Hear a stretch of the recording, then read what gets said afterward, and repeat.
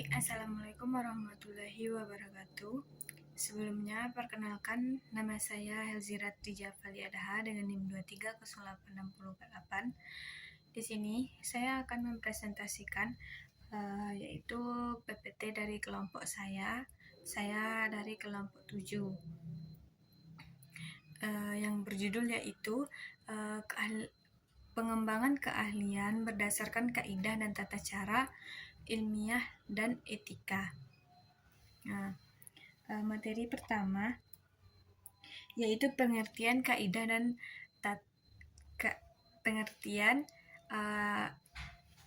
kaidah, tata cara ilmiah dan etika. Yaitu seperangkat prinsip, aturan dan langkah-langkah sistematis yang digunakan dalam kegiatan ilmiah. Slide selanjutnya yaitu prinsip-prinsip utama dalam kaidah ilmiah. Nah, yang pertama yaitu objektif. Di mana objektif itu yaitu contohnya seorang guru PJOK menilai kecepatan lari siswa menggunakan stopwatch, bukan berdasarkan perkiraan atau kedekatan pribadi. Yang kedua yaitu sistematis. Sistematis yaitu contohnya seperti penelitian tentang tingkat kebugaran siswa dilakukan dengan langkah berurutan, seperti menentukan indikator kebugaran, memilih instrumen, tes kebugaran, selanjutnya melakukan pengukuran, menganalisis hasil, lalu menyusun laporan. Yang ketiga yaitu rasionalitas, di mana contohnya yaitu seperti penjelasan bahwa kelelahan saat berlari disebabkan oleh penumpukan asam laknat, bukan karena sial atau faktor mistis. Nah, yang keempat yaitu empiris, di mana contohnya sebelum menyimpulkan bahwa latihan sirkuit training meningkatkan daya tahan, guru melakukan pengukuran FO2 max siswa sebelum dan sesudah program latihan. Yang kelima yaitu kritis dan replikatif. Nah, yang dimaksud dengan kritis dan replikatif yaitu ilmuwan harus mampu menguji, mengevaluasi, dan mempertanyakan setiap hasil penelitian secara logis. Contohnya seperti seorang peneliti mengkritis hasil penelitian sebelumnya karena sampelnya terlalu sedikit sehingga hasilnya kurang valid. Itu contoh dari kritis. Kalau contoh dari replikatif yaitu seperti instrumen tes kebugaran seperti BEP test dapat dilakukan oleh sekolah lain dengan prosedur sama untuk mengecek apakah hasil konsisten. Nah, slide selanjutnya yaitu tentang nilai-nilai etika ilmiah, di mana nilai-nilai itu terdapat yang pertama yaitu kejujuran ilmiah. Sesama kita ketahui kejujuran dalam sebuah pertandingan atau permainan. Yang kedua yaitu tanggung jawab. Nah, contohnya seperti tanggung jawab dalam apa yang dilakukan. Nah, yang ketiga yaitu keterbukaan. Nah, keterbukaan tersebut seperti terbuka dalam hal apapun. Yang keempat yaitu keadilan. Nah, di sini dapat kita ambil contohnya seperti adil dalam seorang wasik. Harus adil dalam pekerjaannya. Yang terakhir yaitu menghormati hak cipta dan etika publikasi.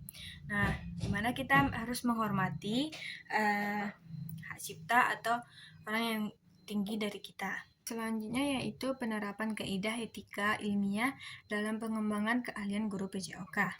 Nah, yang pertama yaitu melakukan penelitian tindakan kelas atau yang disebut dengan PTK. Contohnya dari penerapan etika ilmiah. Yang pertama, mengumpulkan data secara jujur. Nah, misalnya saat menilai peningkatan hasil belajar siswa setelah menerapkan model pembelajaran baru, guru tidak mengubah nilai demi membaguskan hasil. Yang kedua, meminta izin kepada siswa dan sekolah sebelum melakukan pengambilan video atau dokumentasi saat PTK. Nah, yang ketiga, tidak memaksakan perlakuan eksperimen yang membahayakan, misalnya latihan fisik yang terlalu berat hanya untuk kepentingan penelitian. Nah, yang terakhir yaitu menyebutkan sumber teori dengan benar saat menyusun laporan PTK agar terhindar dari plagiarisme. Nah, yang kedua yaitu mengikuti pelatihan dan workshop berbasis ilmiah. Nah, contohnya yang pertama yaitu mengikuti seluruh rangkaian pelatihan dengan aktif, bukan sekedar hadir untuk mendapatkan sertifikat.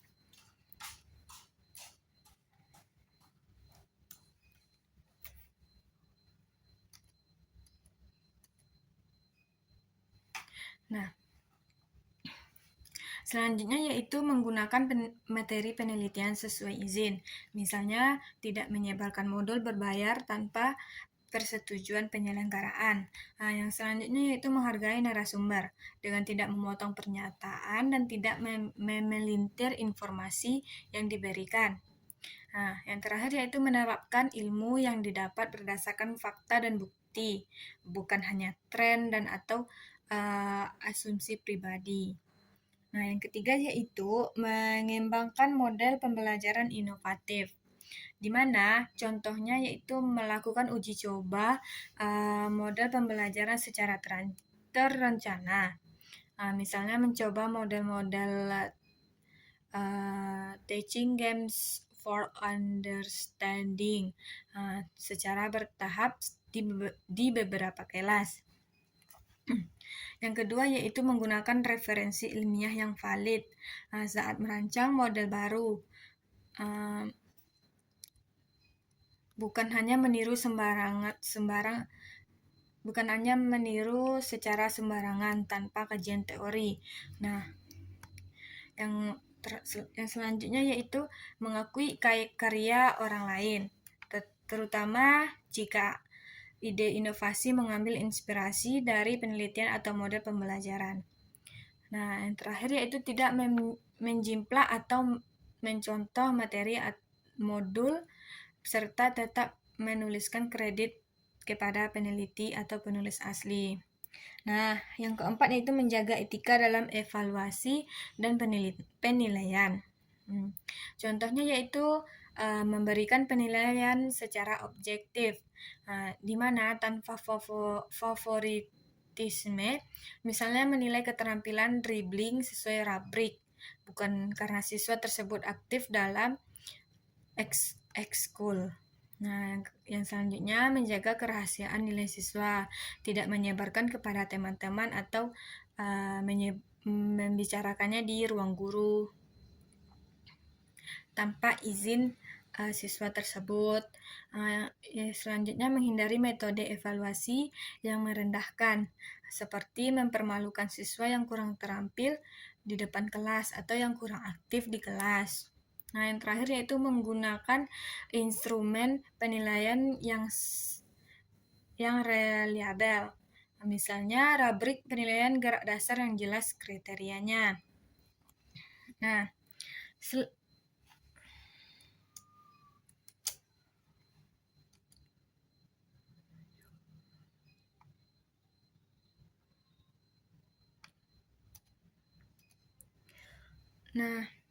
slide selanjutnya yaitu manfaat penerapan